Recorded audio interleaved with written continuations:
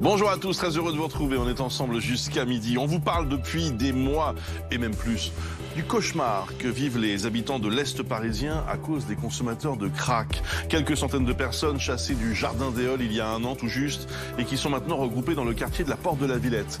Il y a quelques jours, un homme de 92 ans a été violemment agressé par un toxicomane transgenre d'une vingtaine d'années. Cette photo témoigne de la violence qu'a subi cet homme, qui est toujours dans un état grave à l'hôpital au moment où nous nous parlons. Nous serons en direct avec son fils dans un instant, mais on revient tout de suite sur les circonstances de cette agression avec Fanny Wegscheider. Les circonstances, les voici. Tout d'abord, les protagonistes. La victime, vous l'avez dit, c'est Jean-Baptiste Vatel. Il est âgé de 92 ans.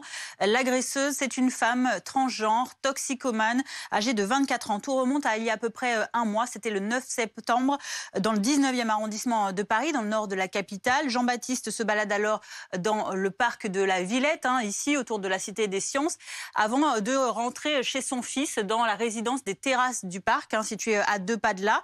Lorsqu'il rentre dans la résidence, une toxicomane est présente près des ascenseurs. Il ne la remarque pas. Elle suit discrètement Jean-Baptiste jusque dans le hall de l'immeuble. Puis là, elle lui donne un premier coup très violent sur la tête. L'homme de 92 ans tente malgré tout de se défendre.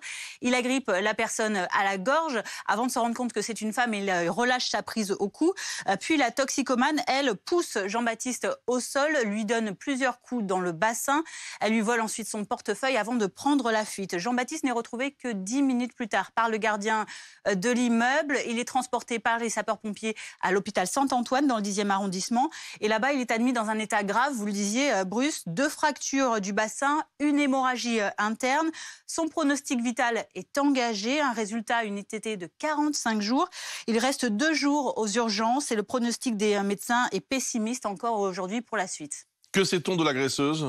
L'enquête ouverte après la plainte qui a été déposée par le fils de Jean-Baptiste Vatel le 12 septembre révèle que après l'agression, donc depuis cette résidence, la toxicomane s'est rendue en direction de ce square que l'on voit non loin de là, le square Forceval, toujours dans le 19e arrondissement de Paris, mais à la limite avec Aubervilliers et Pantin, des communes de Seine-Saint-Denis limitrophes.